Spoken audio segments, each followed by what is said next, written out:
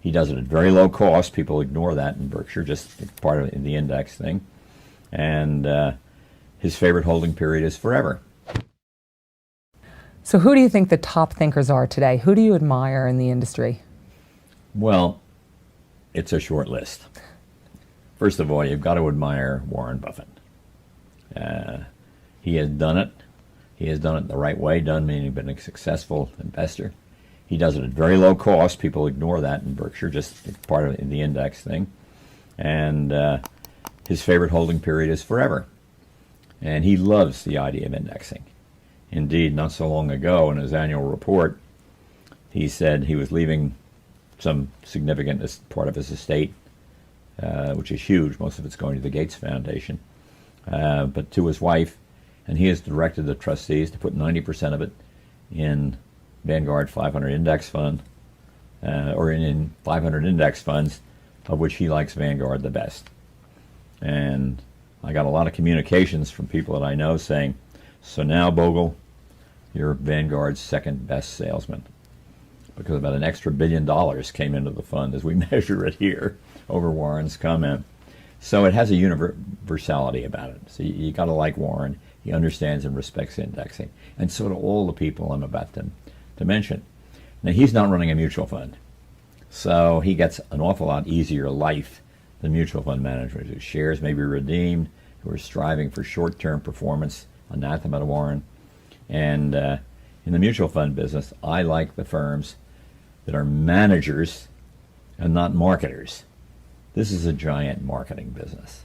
And two that stick out are Dodge and Cox. I've known the managements out there. And they run 4 or 5 funds. The average big manager runs 150 or even more than that. And Mason Hawkins down at Longleaf. And they run 3 or 4 funds. And they're investment managers. They're not out promoting all the time. They don't say, we've got this menu of 160 funds. Every single entree is delicious, as it were. And so in the fund industry, my list is quite short. They would be too.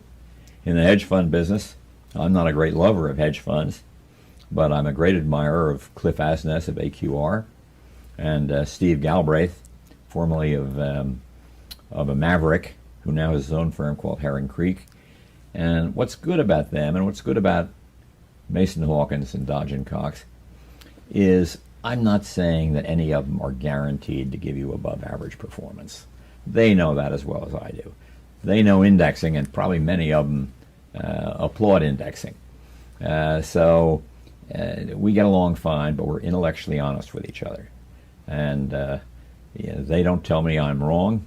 Cliff Asness says that his claim to fame is that he has the hedge fund that I hate the least. Okay. And you've got to admire some of the college endowment managers, particularly David Swenson up at Yale. And I happen to also admire Andy Golden down at Princeton. They've had great records over the last 20 years. But will they last? We don't know. They think they will. And the last few years have been kind of difficult. They haven't lost money, but they haven't kept up with this huge boom in the stock market because they don't own many U.S. stocks, maybe 10, 12% in U.S. stocks during the greatest bull market in U.S. stocks that we've seen in a long time. So, of course, I admire them, too, the endowment fund managers. And I also admire another manager, not a hedge fund manager, Ted Aronson here in Philadelphia. And he's very quantitative. He's very concerned about transaction costs. And he loves index funds. His almost all of his personal estate is in index funds. He doesn't like the taxes that you'd pay otherwise. He doesn't like to be in a position of owning his own funds. He probably owns some of them. But he's a great spokesman for index funds. And every one of these people I've just talked to are going to tell you the same thing. So I like them because they agree with me. But that might sound like a trivial, kind of almost specious kind of comment. But they're right. Because indexing is right, and everybody now knows this.